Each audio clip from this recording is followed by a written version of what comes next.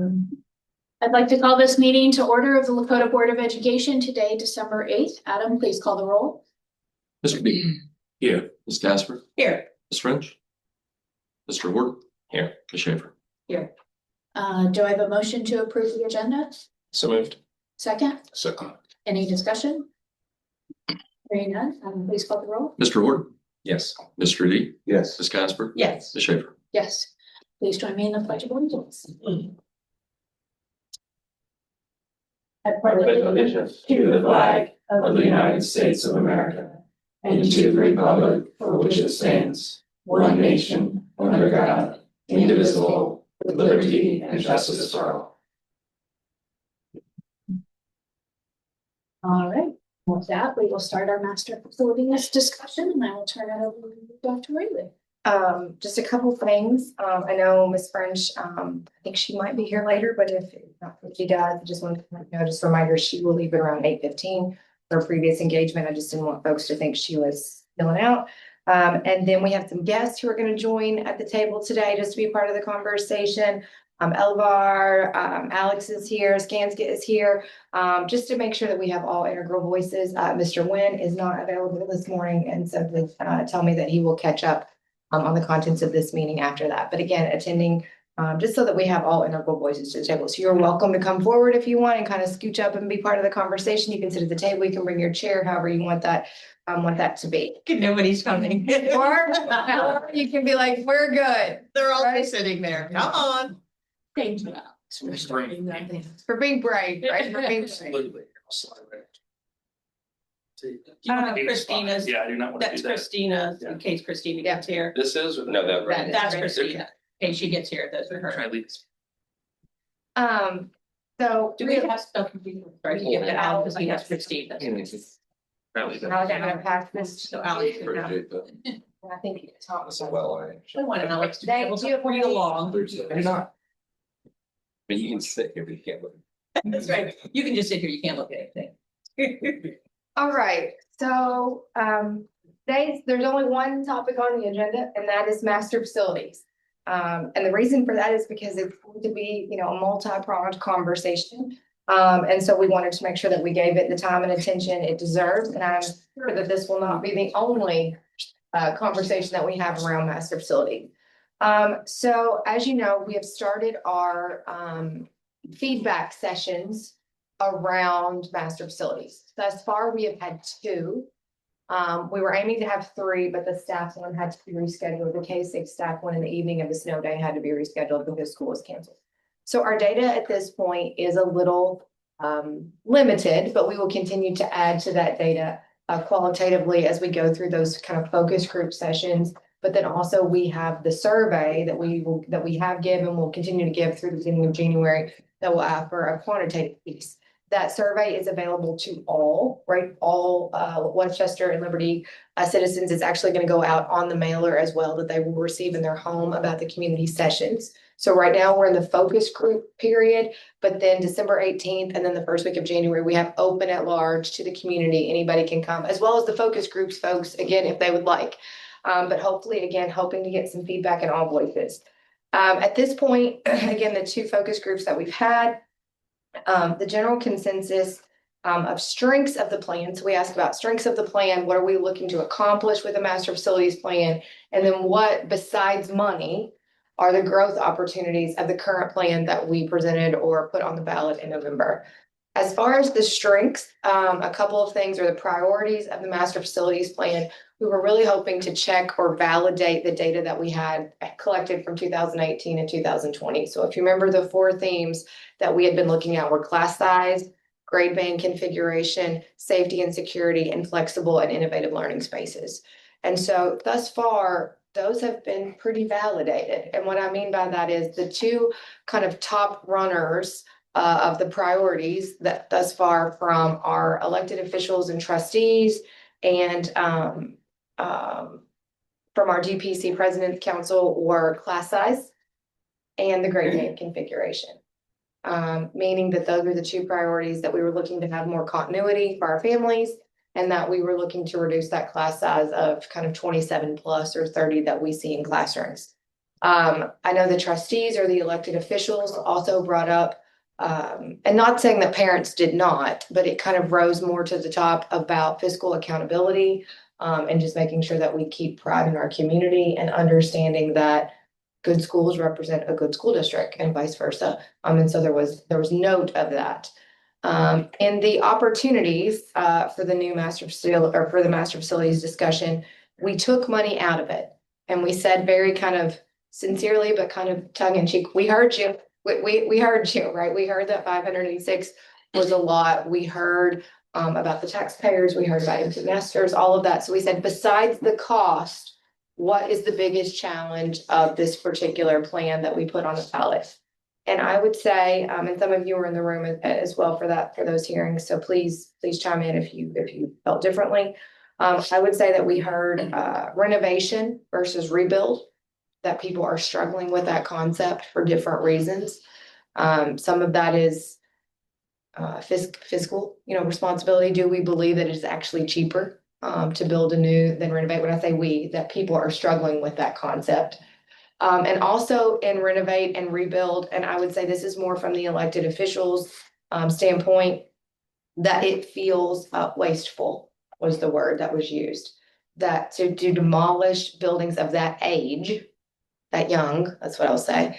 In fact, we were told they had good bones, right? If they have good bones and they're that young, we don't understand why you can't renovate them rather than build anew. And then we have heard a little bit about the junior highs. And what I mean by that is there was a mention it was pretty low, but in the parents, it was mentioned just about the size. But I think that there could be some education about the benefits of a middle school model and how that looks like research-based and the education that could offer. So I'm going to put that one kind of to the side. But in the elected officials, it was about locales of buildings, meaning is Westchester equitably represented as Liberty Township is, as far as buildings on both sides of town. And I think there is a transportation component of that, as we knew from our very first meeting with Westchester about will children be on the bus that long? But with the caveat, somebody said children should not be on the bus for 30 minutes. Well, children are on the bus for 30 minutes now, quite frequently. So I just want to put in context, you know what I mean? That somebody said, I'm worried about the bus distance, 30 minutes seems too far. Well, 30 minutes is really in our world not that long on the bus. We try to avoid the 45 minutes in an hour. 35 minutes is kind of common time on a bus. So it's all relative from the perspective that you're looking at. So I would say, again, those are the things we've heard from our smaller groups thus far, and we'll continue to add to that. So any questions just about the focus groups that we've had and how those conversations have gone? I just want to add, I did text Christina and she said in her professional role, there was an issue that came up, so Gotcha. she will not be able to be joining us. So if you guys want to scoot around. We can get closer, right? Yeah. Yeah. You say you had two focus groups. So thus far. What, who are the?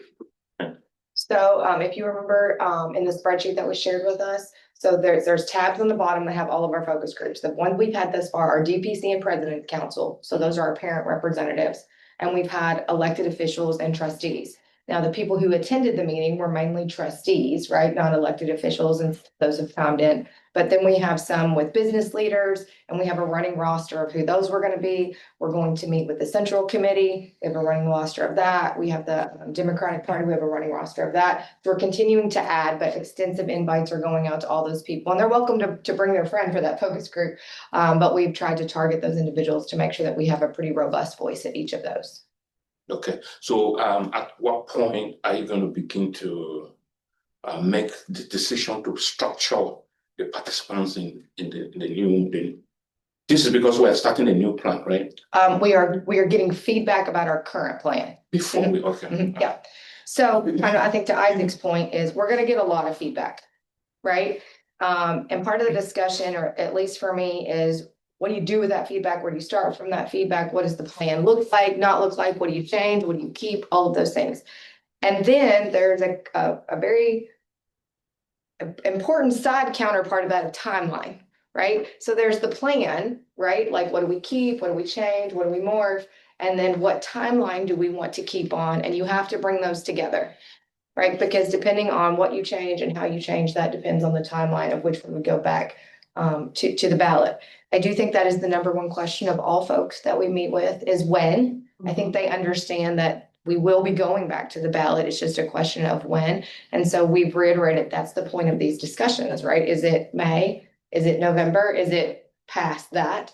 And then once we have that plan and that timeline, we can work backwards accordingly about what we need to do to make that timeline.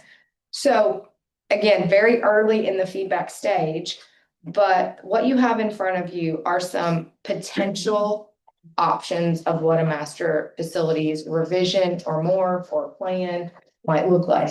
These are not exhaustive by any means, And the more we sit down together, the more ideas that pop in our head.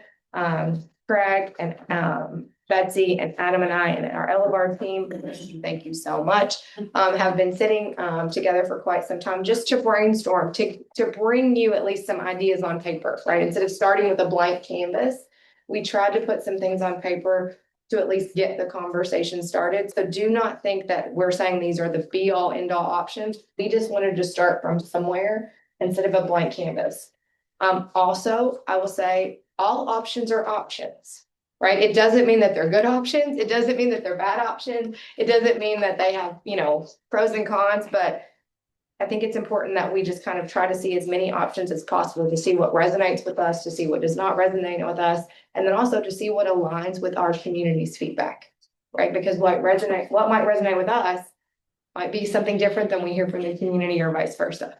So the first option, and we're just kind of going to go through these at length. If you have questions, you will, because every time I look at these, I have additional questions. Betsy and I look at these over and over, and we're still like, wait, what does that include? What does this not include? And then Tom and his team chime in, and I'm like, okay, let's walk us through. All right.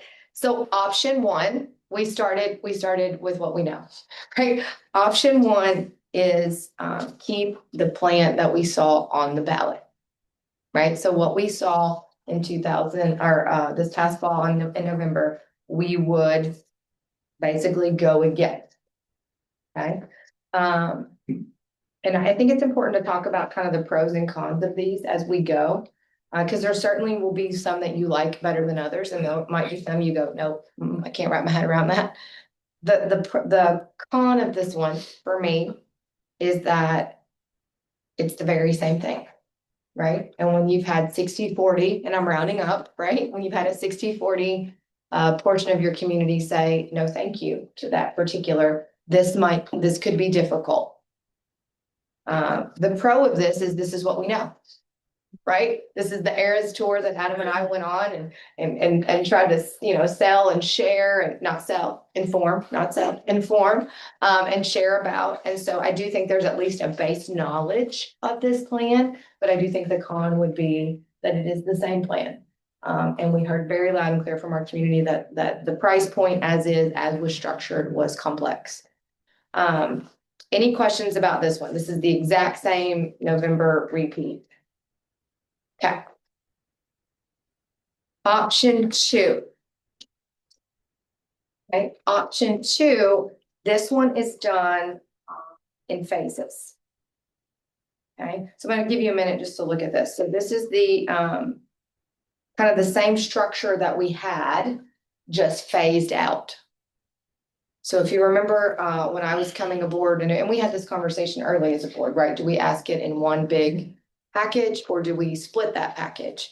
So this one it's the same ask, but it is split into two different requests from our community, with 7 through 12 the first priority, and then pre-K through 5 being the second, which you see there in 2030.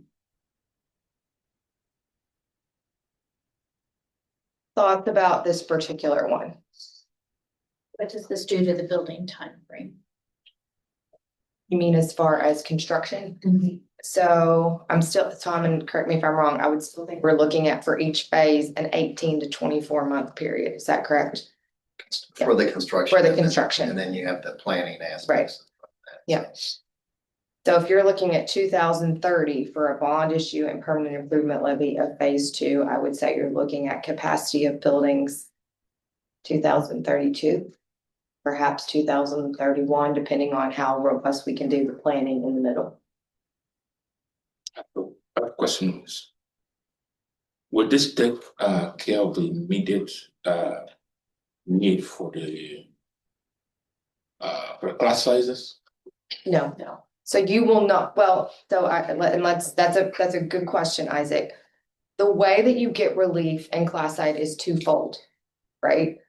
One is when you move the sixth grade out of the junior high, you will get some relief, some out of the elementary, okay? Meaning, if you're at 30, you might drop down into 27, right? If you're at 27, you might drop down into 25 or 26. To get the full benefit of reduction of class size, you would need some larger elementaries as well, and some redistribution to be able to make that work. So you'll get some relief from the pressure cooker, and then you would get the full relief in phase 2.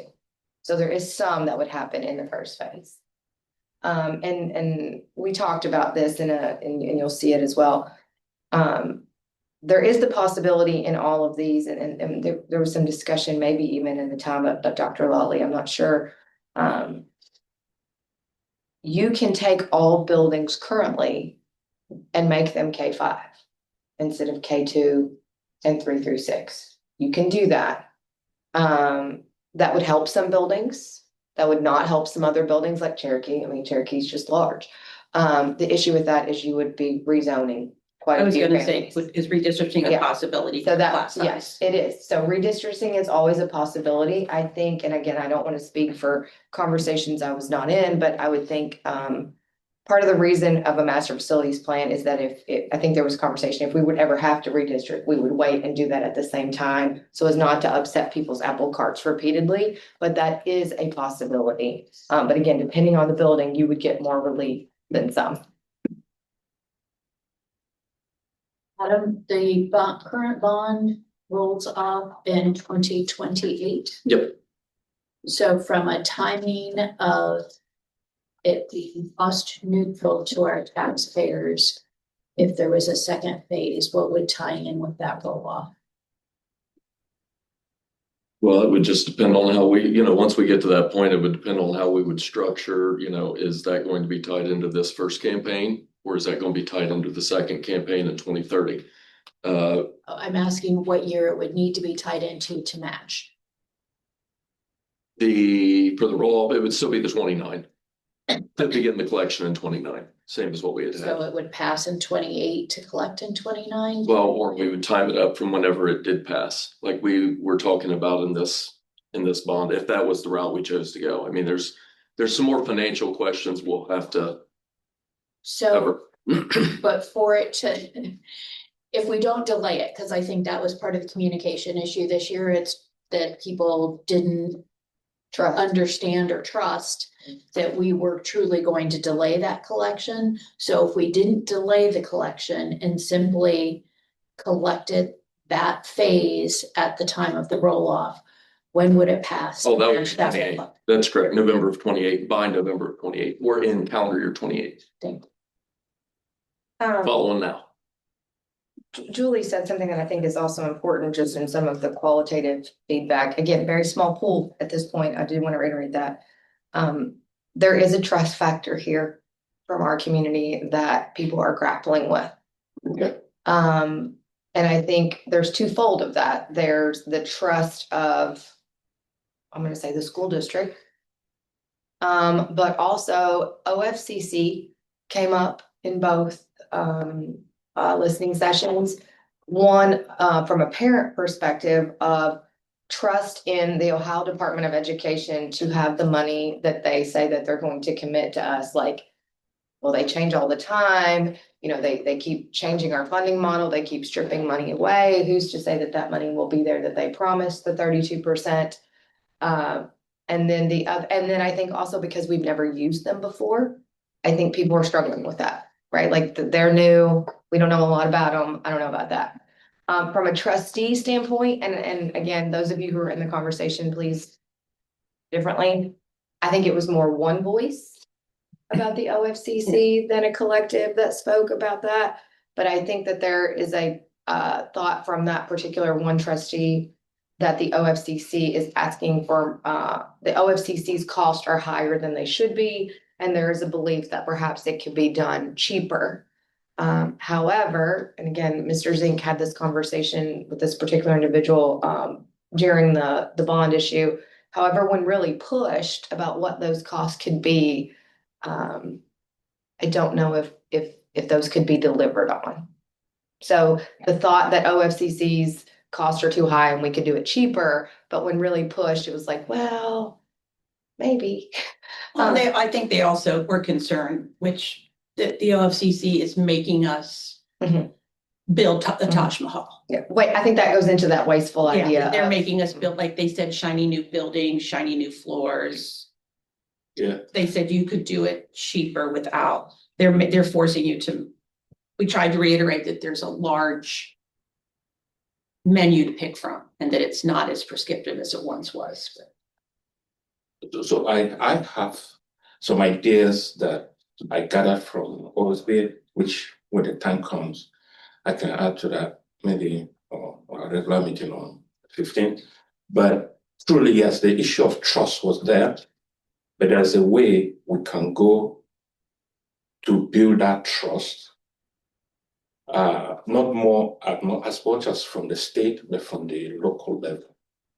What we need to do as a district to be able to get more buy-in, to get more support, to help us get this done. Any other questions about option 2? I guess one question that I had is, one of the big point with the original plan was all the operational savings we'd get, and the landscape today is different than it was even when we were talking about that plan. So I guess, Adam, there's some recent laws that have been passed. What does it look like as far as needing more operational funds before 2030 if we went with something like option 2? Based on the recent legislation changes that we've had, it hasn't made our scenario look better. Which means operating in the most efficient way possible is, if it was a priority, it's a bigger priority now. And as we keep having legislative updates and different things that happen with property tax reform and whatnot, that's putting more pressure on operating as efficiently as we possibly can. So that hasn't helped our cause. Now, hopefully for the December 15th meeting, I'm planning to have an updated illustration of our forecast so that everybody can kind of see what that impact looks like so that we can get a much better feel for that. You'll see on several of these that feel like we're in the policy committee, may and will, right? Operating levy may be required. We didn't say will, right? Because there are a lot of factors that can be looked at to stretch and continue to stretch. We've been stretching since 2013. Those can have tentacles when you continue to I stretch. should say that's also where we are. Right, and what I mean by that is programming gets delayed. Maybe you are able to absorb things through attrition that maybe you wouldn't otherwise, but it's better than reductions in force. You can look at, again, we can get creative in looking at how to stretch those.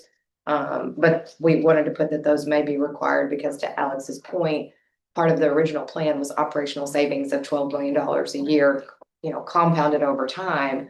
Those can add up pretty quickly, particularly when you couple that with the state changes of that are being made. I would counsel us to keep those two issues separate, because what the state has decided to put into effect since we were on the ballot is what's driving that conversation around the potential for an operational levy. And I know we're getting ahead of ourselves because we haven't come back from finance committee. So we'll talk more about this on December 15th. But if we combine the two, it's going to be very confusing for our community to say, and I'm just making up scenarios, we go with plan 1 and it's like same plan, but now there's an operational levy. It gets very confusing as to why. So we need to be careful how we talk and bringing that operational levy into this discussion and keep that very contained to the reactions to what's happening at the state level from our funding. Eventually they will be talked in conjunction, but I think it's very dangerous to just say like this plan may now have an operational levy because it's going to be tough to track the changes. Any other questions about two? So two would be again, splitting our current plan into two different votes. Okay, to Doug's point, that I guess I was not reading this wrong, so Doug, thanks for bringing that up. So when we put the options, the option would be the operating levy in conjunction with the bond, not an operating levy separate another month down the road or 6 months. It would be a bond / operating levy, or I think that we'd have to have some discussions about wants and needs and all of that together, meaning programming all of that in the blender together. Yeah, Dr. Whiteley and I have had many conversations about FTEs and structures and different things because at any point when we would have to look toward operating resources, we're going to need to make sure that we have the trajectory really lined out so we know what we're asking for, to not do too much or too little, just So based on needs. So for example, I'm just gonna pick on electives at the junior high, right? We could say, hey, we could bring some electives in, but it would require an operating levy, or we're not gonna bring those in at this time. We're gonna push those until we get through the entire phase and then look at it. I think we would have to look at counselors, things of that nature. We would have to look at when we're going to look to either bring some relief or help into the conversation, or if we're gonna continue to stretch and stretch. And we'll get to a option here. Don't forget, just put in the back of your mind, we're continuing to enroll children. Right? So over a 10-year period of time, we're estimated to get, another 2,000 children. As children continue to come in, our current class size will continue to rise. Now, they're not all coming, not all 2,000 of those children are entering kindergarten, right? Or entering second grade. I mean, they're peppered into different grade levels, but that is something to remember as well in a situation where we're almost a building over already, right? We're over 700 plus over in our current model. So when you take the overage that we have already, plus the new that's coming in, at some point, you're definitely gonna feel that strain. And in Westchester, we do not have the possibility to add modular unit.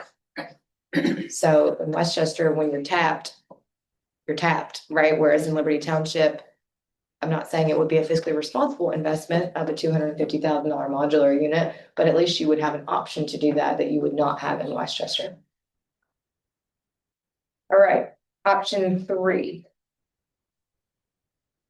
Option 3, little bit different. Okay, option 3 is this one's in 3 phases. Okay, so phase 1 would be the high schools. Phase 2 would be 6 through 8. And then phase 3 would be the pre-K through 5. The Facebook feedback, I'll say it that way.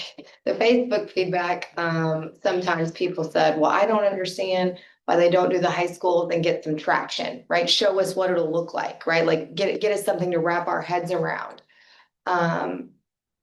High schools are hubs of the community. Right, wrong, good or bad, they are. And everybody, I think, and the reason I say that everybody goes to a high school, right? You're like, that's my end point versus, well, I didn't get to go to Cherokee, or I didn't get to go to Union, or I didn't get to go to Heritage. A high school is kind of seen as the hub of the community because that is the destination point, and there where a lot of the action take place, right? Extracurriculars and dramas and things like that. So people experience them.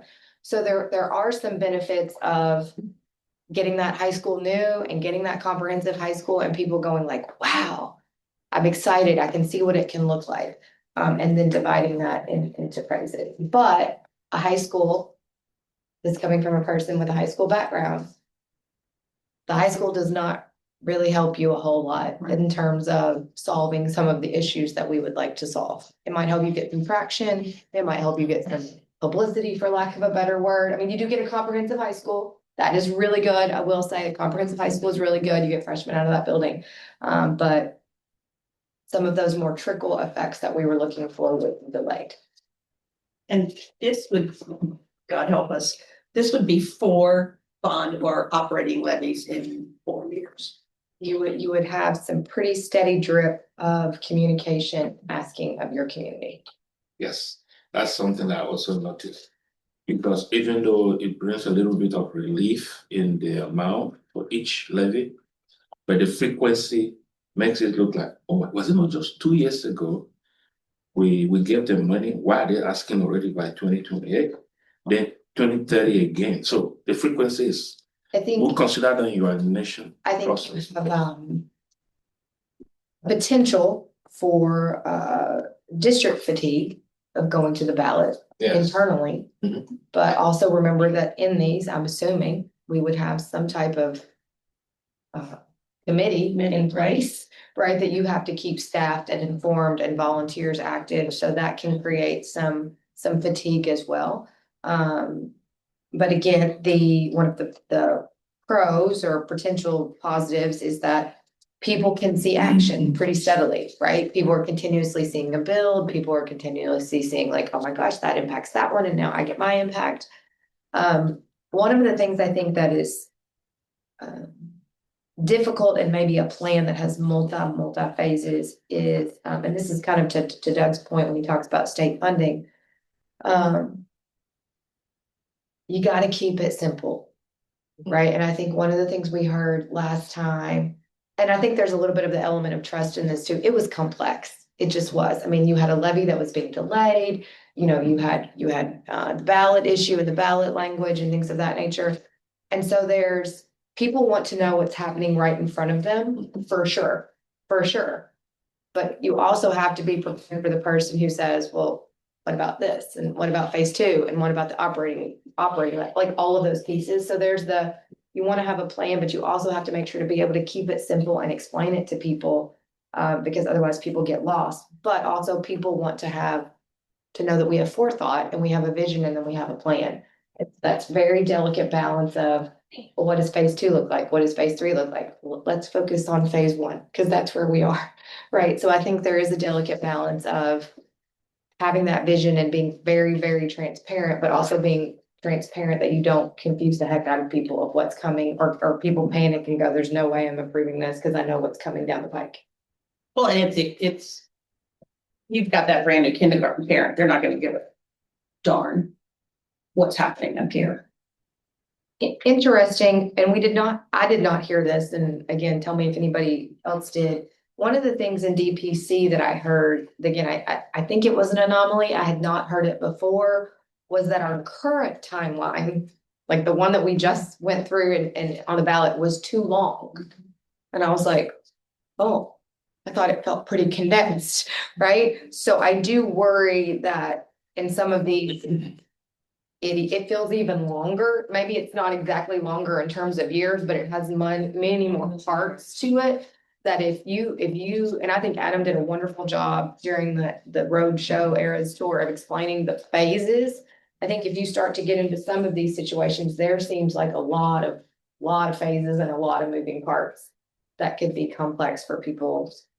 I mean, just going from like this one, phase one or option one to option three, there's just a lot more lines on that chart that you have to kind of ingest. And a lot more things that have to, like, what if phase one passes and phase two doesn't and phase three does, there's a lot more that relies on the one before, the one before, the one before.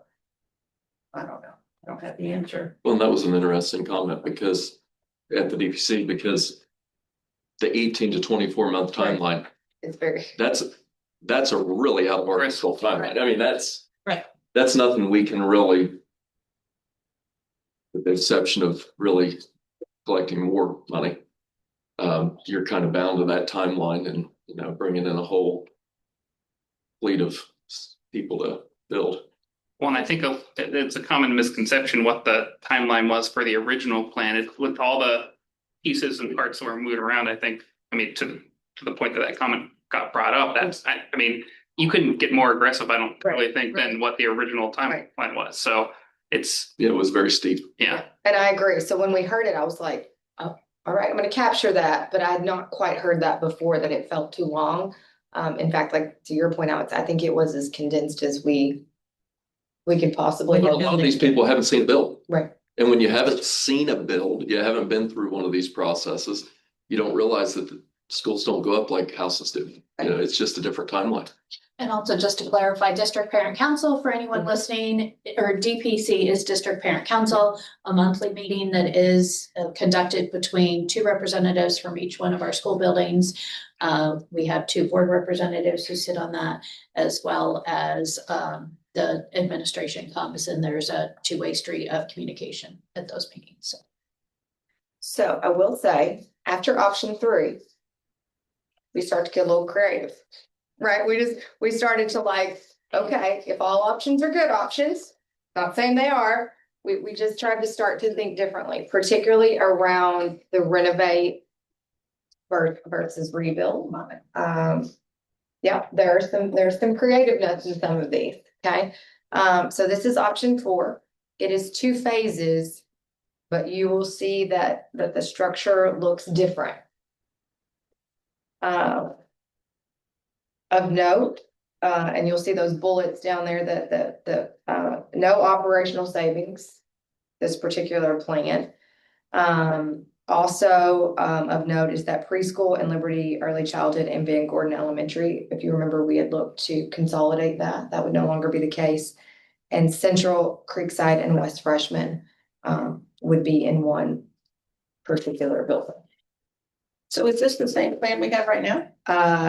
No, I mean, it's the same, Status quo. yeah, that's what I mean. That's what we have right now. yes, you mean as far as building configuration, yes, sorry, I thought you meant bond issue, so, No. yes. I'm just letting you marinate, because there's a lot on here. So the high schools we would renovate the existing high schools, and then we would just be in renovation mode, basically. There would be no real consolidation, which would give you no operational savings. So we would renovate. And this would be no additional square footage in any of the schools? Actually, we do have, we have 145 million. And it depends what you choose to put. I would think that you would pick building more square footage first. That's gonna solve some problems. But where you put that square footage has to be defined. Previously, we said, well, we're gonna put it at the high schools and grade care schools. Here, theoretically, you could choose to split it up and put an addition to every building to concentrate the additions. Does it happen at the elementary levels? Does it happen at you're gonna have to define this. As we get into these phases 4, 5, and 6, there's just a lot unknown because we haven't had as many discussions.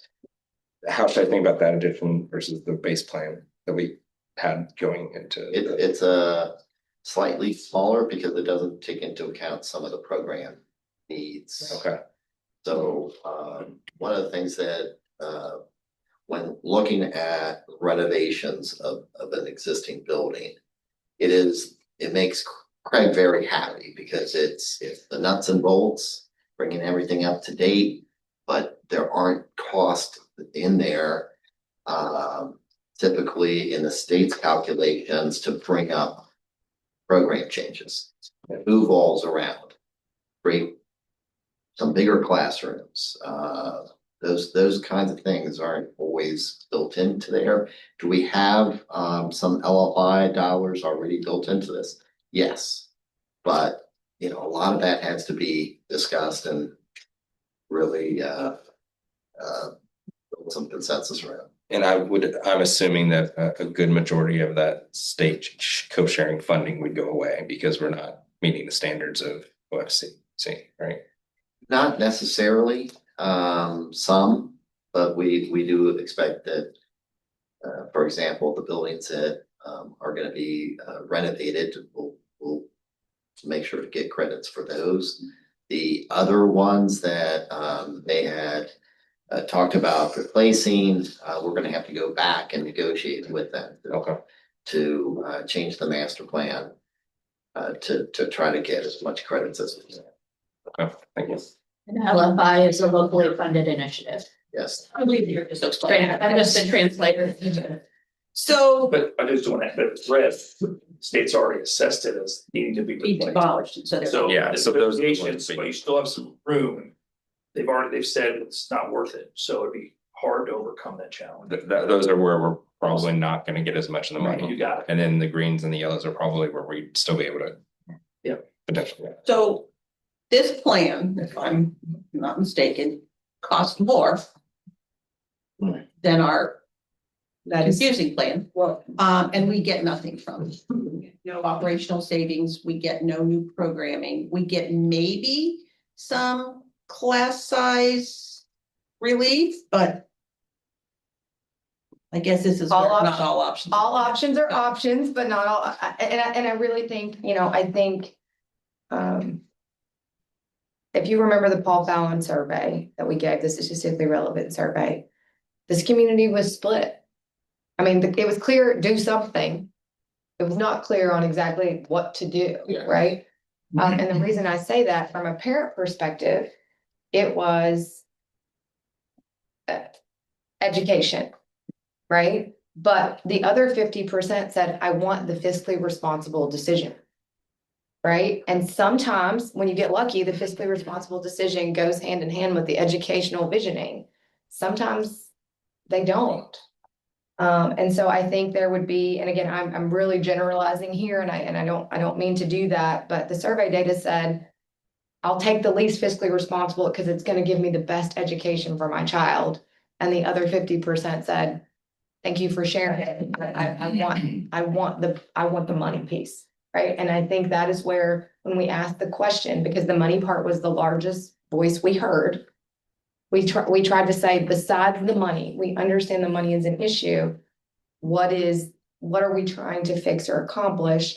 And renovation versus rebuild was the second highest, or one of the higher threads that we've heard thus far. And so that's where this kind of plan originated.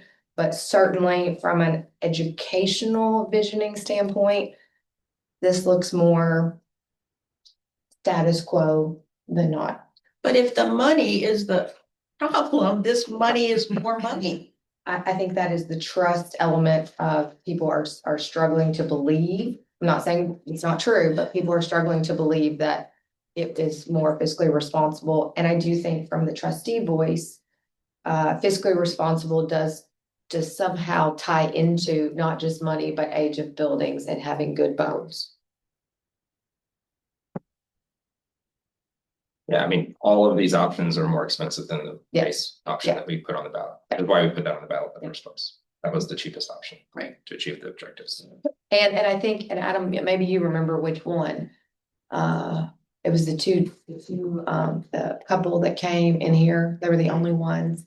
I think he had a realization at the end of the conversation. He goes, this is as cheap as it's gonna get, right? Everything after this is more expensive, correct? And we said, yeah, and he goes, okay, well, that's all I needed to hear. Then I'm good. I'm not good, but I'm good, right? Like, if it's only gonna get more expensive, I might as well just cast my vote yes, because it's only gonna get more expensive. And he kind of had that moment of like, oh, all right. But to Kelly's point, yes. And to Doug's point, all of these, some of these options are more expensive than others, depending on how you look at expense, whether you look at that as bond, whether you look at that as operating, whether you look at those in totality, whether you just look at the base. Yeah, Base some of them cost. though, you do get some Yeah. other stuff, but. I mean, I feel like, to me, this one doesn't fulfill either objective. It's not fiscally responsible and it's not educationally sound. It's just making people feel better about renovating. Yeah, this seems like it's what a lot of the people who are against the levy were asking for. I wonder if we're continuing to present all these options, if there's some way to put the operational savings component in there to further illustrate that point on all of the options, to kind of give an apples to apples comparison, because that, other than we may need an operating levy and no operational savings, it's kind of lost kind of in the current presentation of it. Right, any other questions about option 4? Okay, option 5. So option 5 would be to do the high school and the middle school. The middle schools in phase 1. Phase 2, kind of similar to what we saw, but because West Freshman would be demolished, that whole site would be demolished. That new K5 There would be, I'm gonna say there would be a building there. We know it currently to be Creekside, right? That we would build a new Creekside, but if we, fill in the blank of the name. And then everything else would be renovated or done. Now, again, this is very in the weeds. You build a new school and you only build one.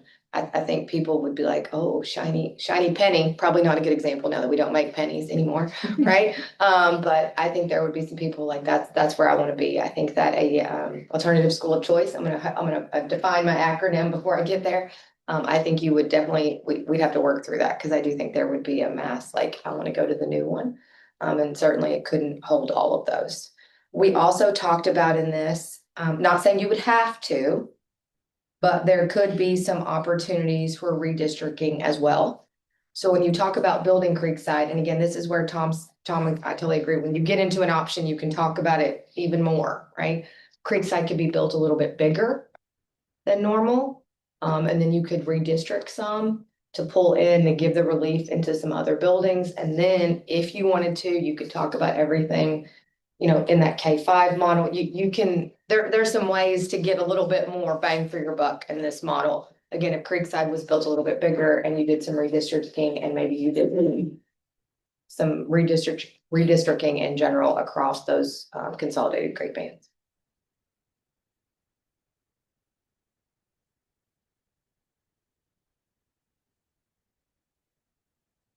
To Kelly's point, the price tag is higher than what was originally anticipated or not anticipated, but on the current ballot.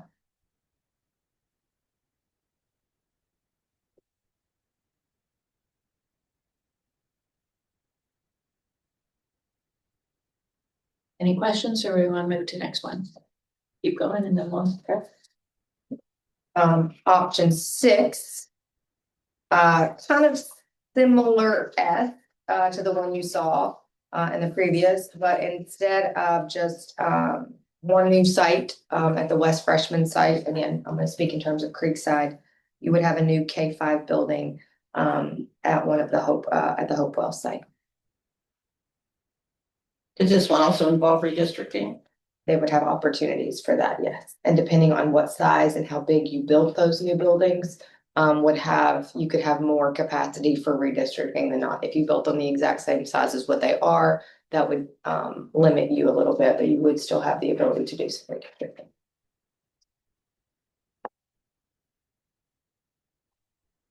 Well, this also has Woodland and Liberty Junior. Both as early child or K5s, the same location. So, and that's where, and Adam does a nice job of kind of bringing this to the forefront too. Sometimes with like Freedom and Ridge or Woodland and Liberty Junior, sometimes there are buildings really close together that you're like, oh, now I'm gonna have like 2 elementaries like side by side, right? Which, again, that's where you struggle with, are all options good options, or what are the pros and cons of each options? Neighborhood schools will be really, really neighborhood, right? Because you'd have like 2 big right there. But that is, and again, depending on which option kind of rises to the top, we can continue to drill down in those. But I do think that is an oddity that they would be really, really close together.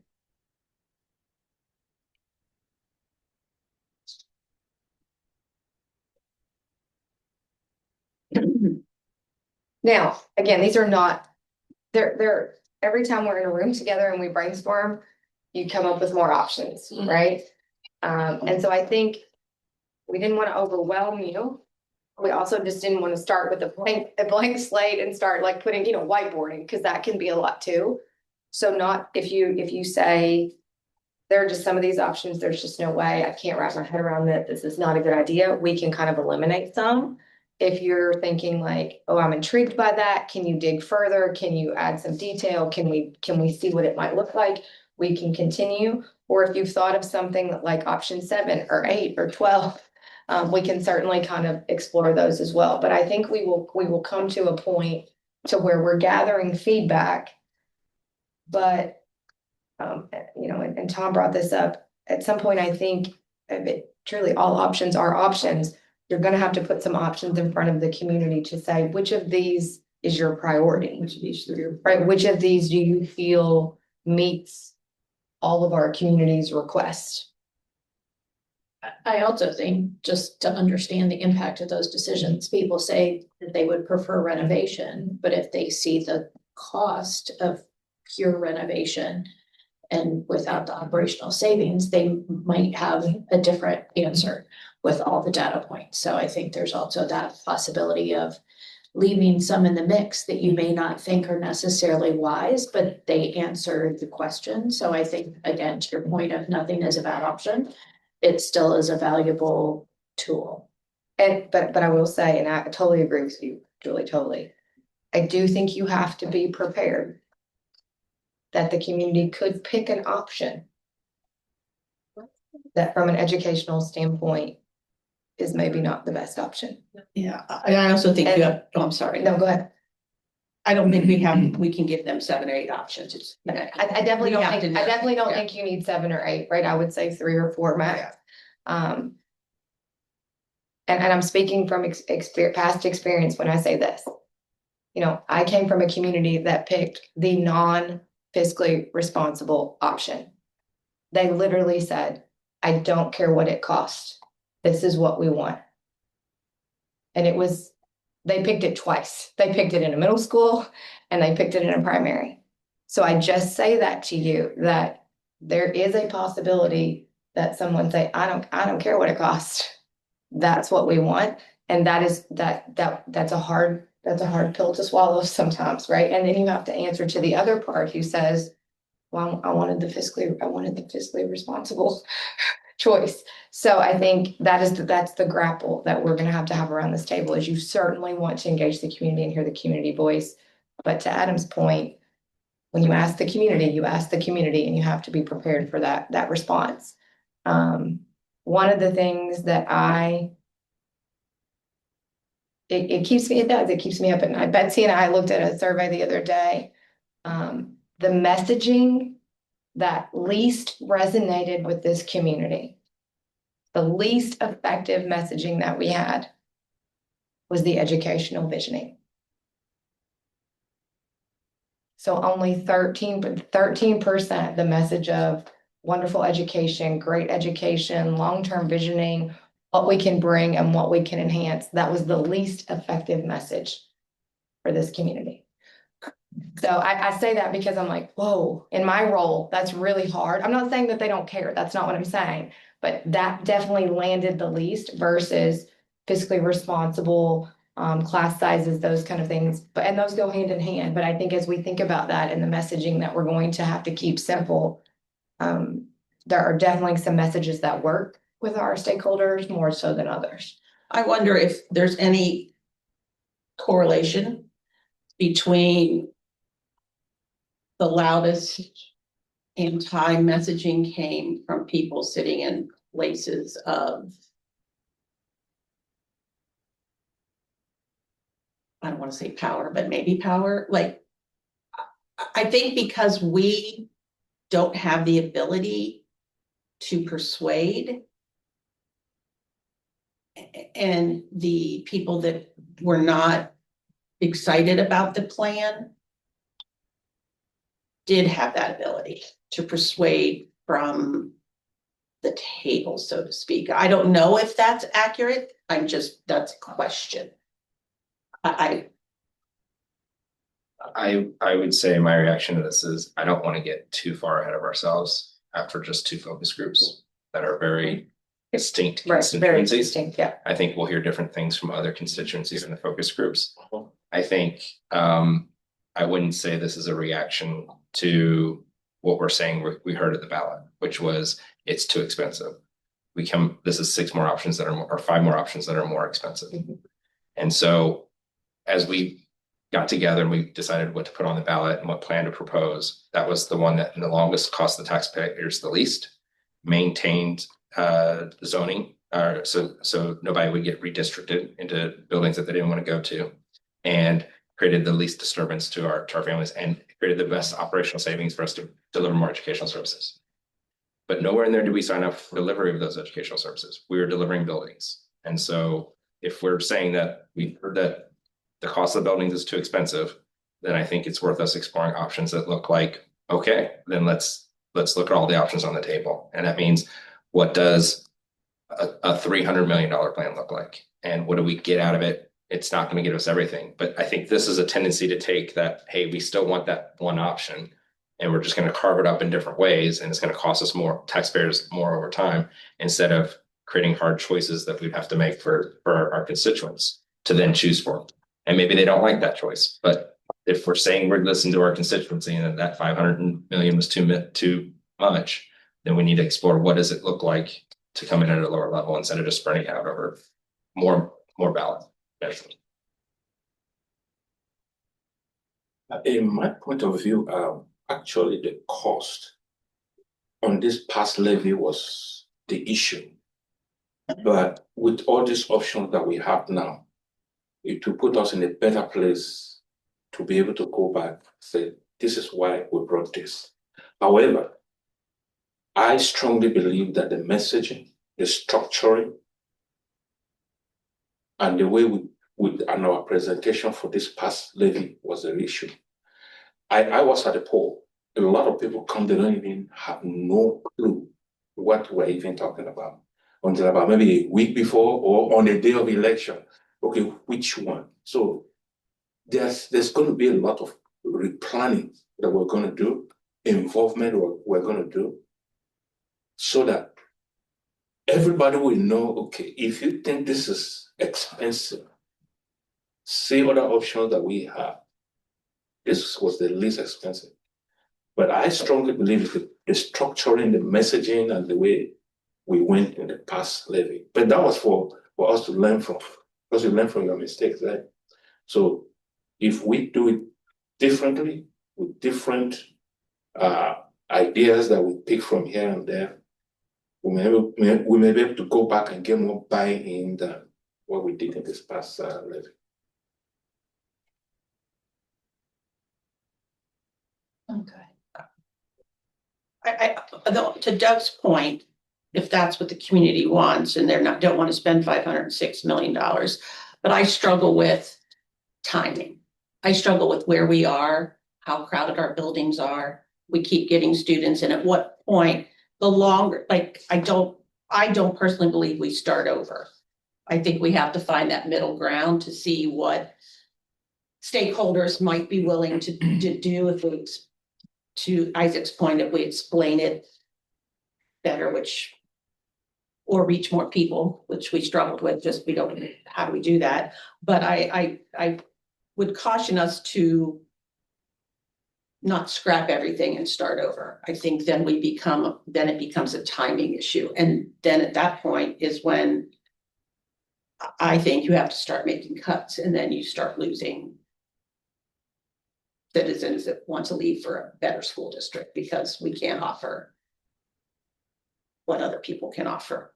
And there doesn't seem to be any place on the horizon where it looks like we're going to be able to do that. Alex? Weigh in? Welcome to the hard decisions.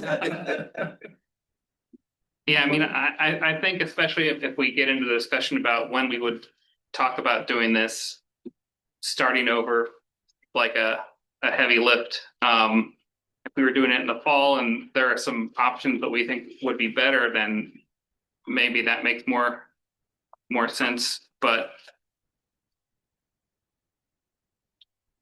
yeah, the only other option that I think might be useful to explore is it's simpler, but it's less fiscally responsible. We had an option where we were talking about doing 2 new high schools, moving the middle schools to the existing high schools. And I know there's some space issues with that, but I think what we found is there's space issues kind of with everything that we'd have to work through. That might be a simpler thing that people can understand or see the value for more. Oh, we get 2 new high schools, every kid goes through the new high schools, but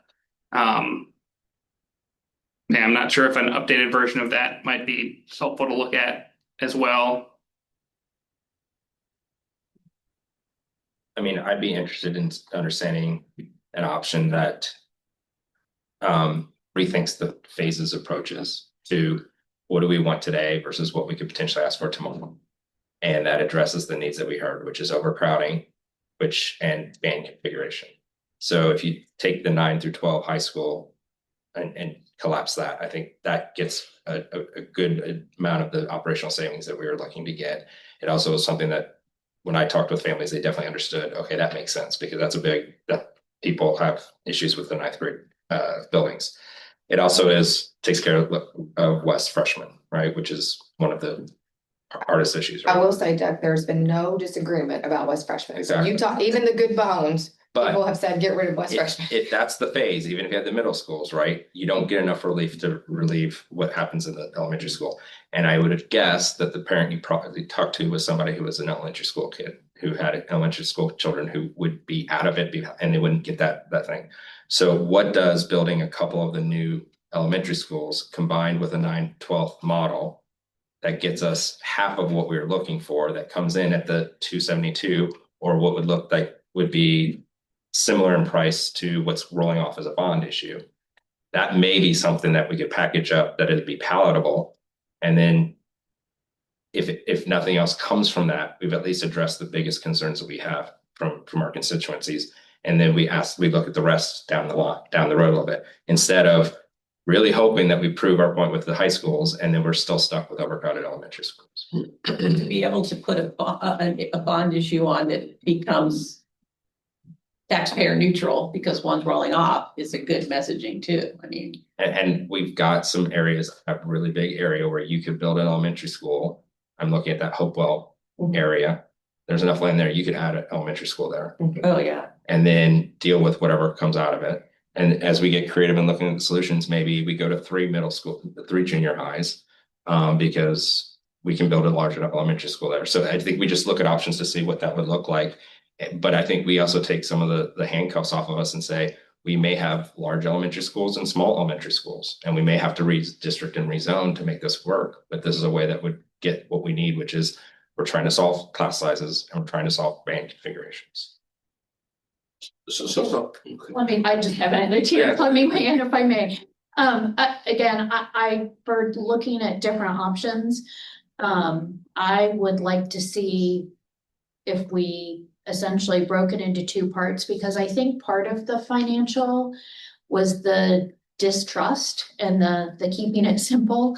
That while we said 93, there was not a belief that the cost was going to be 93 per 100,000 of assessed value. So I think that if it can be done in a way where what the ballot language says, there's no delays, there's no that roll off to me should be in equal. When we if we do it in phases, do a second phase, that the roll off equals what we're asking for in that second phase. And then have, in my opinion, the first phase be those other pieces. And maybe again, it can buy us the junior highs, the high school, and 1 elementary school or 2 elementary schools, or I would like to see what that could look like with doing a 2-phase 26 and 28, no delays, no anything else, so that nobody can reinterpret what is being asked for in a different way other than what it actually is. And I also think, well, some of the operational savings comes from the high school decommit that. If we just did that, that only decommissions 2 schools versus decommissioning 9 is where we're getting our operational savings from. So I think we have to be careful of making sure people realize, it's not 9 schools being decommissioned is much more significant with how many head principals you're going to need, how many, child nutrition managers you're necessarily going to need is a lot different than if we just are able to eliminate 1 or 2 schools. So I would like to see an option that looks like that. So it's just, here's phase 1, it's everything but the roll off. Here's phase 2, that is actually what the roll off is going to be, apples to apples equal, and what that looks like buys us. That's my thought. Go ahead, sorry. Okay, I was just trying to, thank you. I was just trying to add to what the dog said. Say in the messaging, like also what you said, people interpret what they hear from their own vantage position. So let me ask you this question so that it will be easier. What does overcrowding mean? Well, I think it depends on who you ask. And I'm not. To Right, I us mean, now, right. when we were messaging that, what were we saying overcrowding is? So right now, based on our administrative guidelines, our cap is 27 in a classroom. What do you mean by that? 27 children. 27 children per one teacher, Good. right? Okay. So if we are over that number, based on our own administrative guidelines, Okay. we are at capacity. But we set that threshold, right? So you could say in administrative guidelines, I would not recommend this, but we could say that every class is 30 children per one teacher, right? A gentleman the other day said to us, I don't know what's wrong with 35 children in a class. I would argue that if community members saw what 35 children in a class actually looked like, I'm talking 17 and 18-year-olds all the way down to 5-year-olds, that might be an eye-opening experience, right? But we set that capacity. So right now we are over capacity by our own definition. Thank you. So this is where the technicality is. What I was hearing and from what we're saying. So when we were saying overcrowded, to somebody, this room is overcrowded. Okay. To another, this is okay. It's not. It's overcapacity and overcrowded. Somebody said when I was trying to defend it, you are saying that overcrowded means there are too many kids per teacher, not that there are no room for more kids. Correct. Well, I think it's both. Some buildings are at capacity, like they really can't hold any more children. Okay, so that is where in our messaging we have to make it clearer in overcrowded, overcapacity. Because when you say overcapacity, okay, that means there's no more room for more kids. But if you are talking about overcrowded, if there are too many kids per teacher, why not add more one teacher to assist that teacher? Because that now goes to why should I spend more if it is not over capacity? Instead, it's overcrowded. So that's why I was saying that this we made it. There are a lot of definitions that needed. This past levy, many things, restructuring and things that we could have done differently. Now we learn from that, from our mistake, how we're going to do it going forward. So I have some ideas that I'm going to share when we made it forward. So right now, I just want to capture my pick and scratch here. I've got options that we'd like to continue to explore, adding to. Just what does a cheaper option look like? Doug threw out 300 million. What does $300 million option look like? Right, just so we could see it, put our head to it.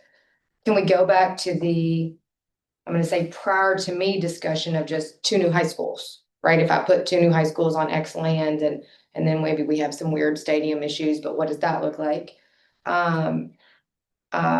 Julie's idea of could we do like a phase 1, or no, excuse me, Julie's idea is just ballot language, right? Like the 2.66 rolling off, the 26 and the 28 and the roll off is no new millage, right? It's just a wash. And then last but not least, kind of rethinking that phase approach, like could we do a 9 through 12 with some elementaries in phase 1 and then see what that looks like potentially for other phases. So those are the 4 additional things that I have written down to explore. Did I miss anything? Well, and I want to give also our other guests as well as Adam an opportunity because I appreciate this was to get our feedback, but also is there anything else you all who've been knee deep in this with us feel is important for us to consider at this point? I think one of the things that came out of some of our meetings was getting over that renovation versus almost to what's it going to take to maintain. Right. I know Dr. Whiteley and I had conversations that, we're at a standpoint now where capital improvement PI money, we're only getting so much allocated to the building improvements where once we get to this point, depending upon what we want to do, we're going to have to decide on getting into replacement renovations, but typically that's going to be maintained because you're not adding a lot of square footage. And that was some of the takeaways when we met with some of the groups, like how are we going to diverse between those different opportunities? So kind of just so I'm clear, so it's not only we're not gonna have the operational savings, but Yeah. that cost Yes. associated, Yeah, that it's because our going to building, require as we more. went through this over the last, 7 to 8 years, we're working to survive, but it's to the point where we have to look at what needs to be allocated just to maintain some of those inner workings and the bones of the building, whether it be roof or mechanical or something. I did see that reflected in I was looking through some of the thought exchange feedback that had come in already, and that was a common theme was, all right, how are we going to maintain this stuff? Show me or tell me what the plan, what is different from now that will make me feel confident that, okay, we can do this with this amount of money. Well, and to Alex's point, we've had conversations about our sort of the 5-year capital plan, and we're constantly revising that, but it's going to be much more aggressive regardless of what we Right. decide, even whether it's more aggressive in the first 2 years, to get us through whatever option that we have on the ballot and what may or may not be approved for year 3 to 5.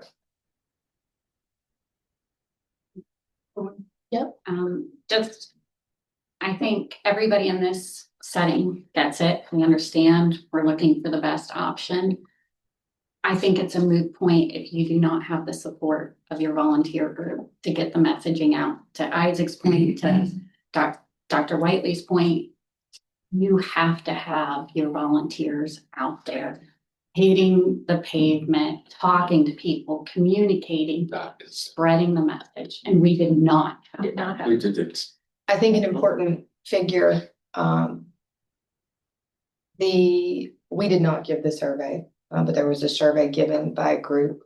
And it gave the trust level of different groups in the community. The trust of the Board of Education and the trust of the trustees, the voted officials, was about 57%, 58%. The trust of teachers and building level administrators was 87%. So when Christina talks about you have to have the people, boots on the ground, hitting the pavement, it's different. It's just different if we're talking versus your child's teachers talking, who you have experience with every day. And so I think that is a huge, huge discussion, not just about our parents who are wonderful, but about our staff and which staff members are delivering the message. Because the trust factor is very different when you talk about this table and our elected officials in our community versus teachers that people see in everyday and experience. Which is a good thing. I want to applaud our teachers. That is a good thing. When you see that level of trust in teachers, that is a good thing in your community. I think the only question that I would have would be, if we've never went with the state program before, are we okay with looking at what it could cost if we didn't join the state program? Because everything that we're looking at is pretty much still included with joining the state's program. Yeah. Is that an option that as part of our compare and contrast, because we did pick up a lot of debate about that, of different viewpoints of what people may have believed partnering with the state actually meant. I think it could be a really good idea to at least be able to show what that looked like, so that when we get those questions again, we do have actual answers. That's a good point. Yeah. I also think people understanding that 200 million that would have, like with the original plan, would come back from the state, that was going to avoid basically more of this in the future, that we were building that up.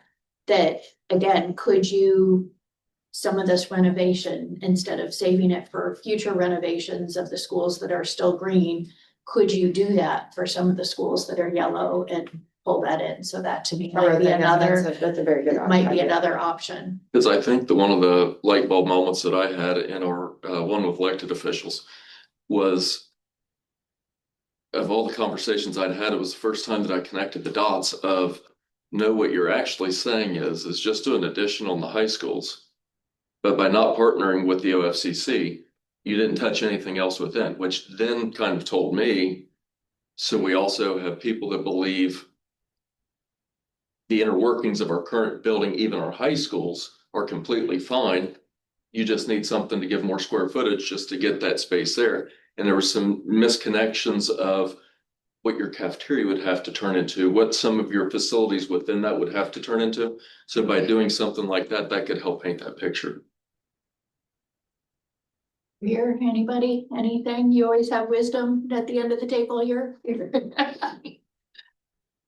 I'll just add just a couple things, just from a cost perspective. Cost too, that sometimes the public doesn't understand. Costs always go up. The inflation it's constant.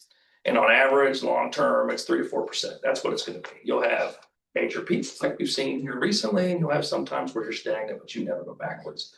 Costs are gonna go up.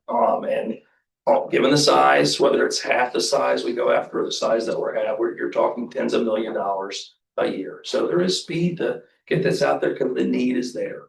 So regardless, I think we absolutely gotta get moving, get to a plan in order to save costs. From a renovations perspective, we can certainly help with running the numbers. Been building schools since I was out of school, right, for 20 years. And a lot of them have been with the it was the originally OSFC and now the OFCC.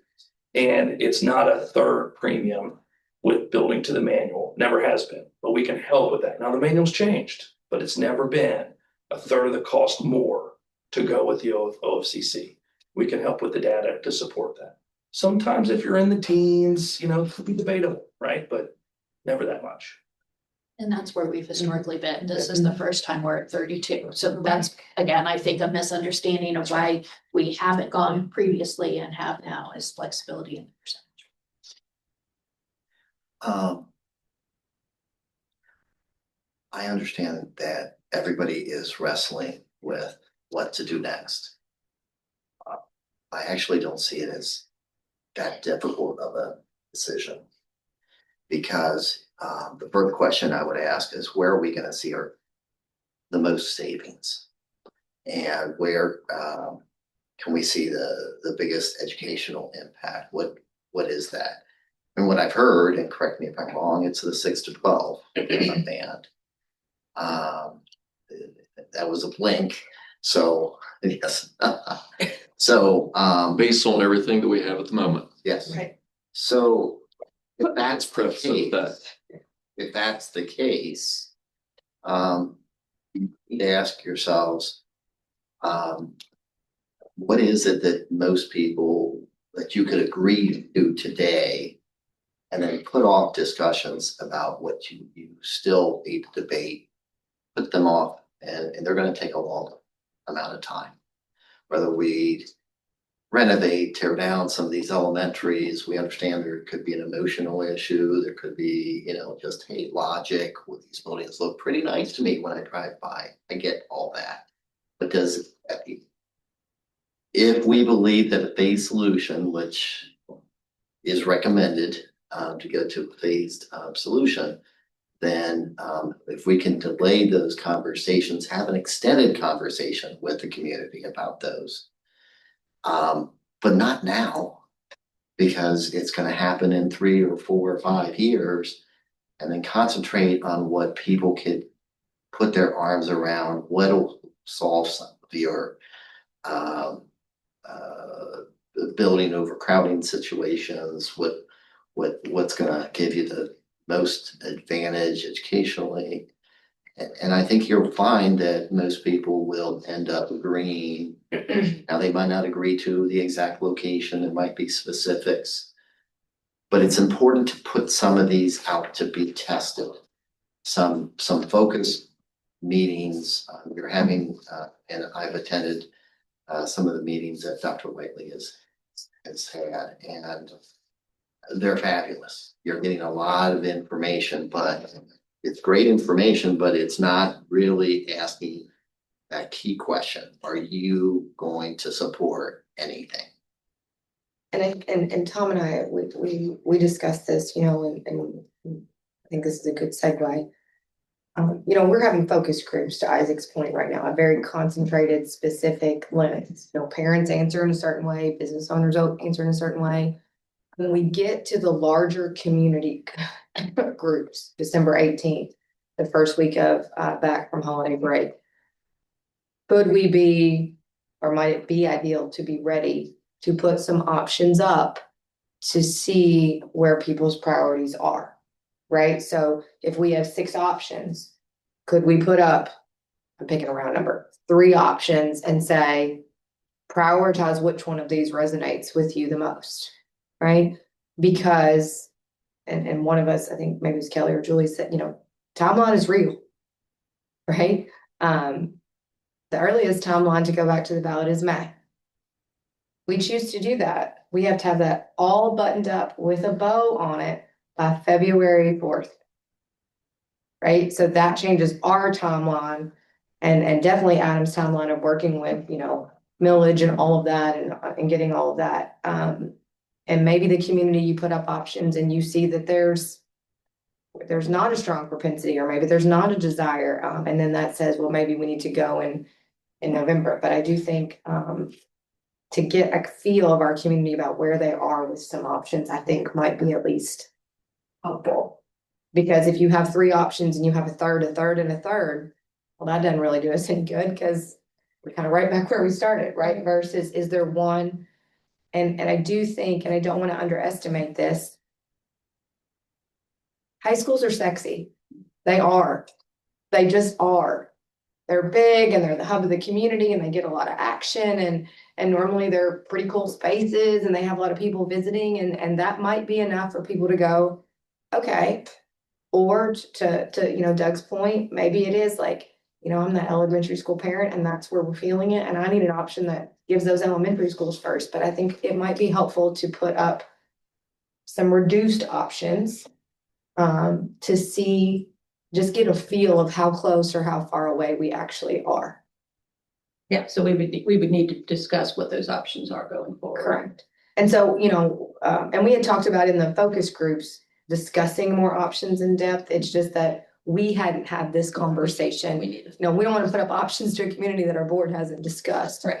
So we wanted to make sure we at least started this discussion. We have the 15th coming up, which is a regular board meeting. But I do think if we could get to some options sooner than later to get some sticker votes or something on would be helpful to at least get a pulse of where people are. I have a question. Mhm. Who's leading the focus group right now? Right now, it's me, Isaac. So I'm asking questions and capturing that data. And Adam's there, and we're all there. I mean, I'm the spokesman, but we're taking it in. And the reason for that too is we all want to triangulate what we hear, right? To your point, you might say something and I might interpret it very different. And so the reason that Greg and Tom's team and Adam and I are all there is to make sure that we're hearing exactly the same thing. Okay. I have a suggestion. Mhm. During the OSB, I attended one of the sessions for our neighboring school district, Kings Local. They went through this similar situation. And what they did was, like I was talking about messaging and getting the buy-in and all that. Their strategy was, after they had 2 failed levies, what they did was go back to the drawing board. Instead of the focus group coming from those of us sitting here on the table, what they did, they had what they call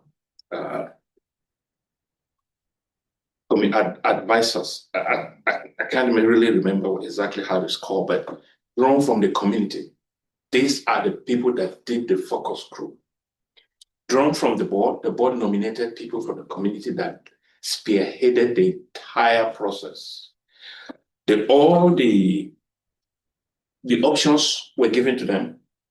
They went through it, had their sessions, and some of their sessions were also live for people to call in and advise them. So the advisory committee to the board on their levy.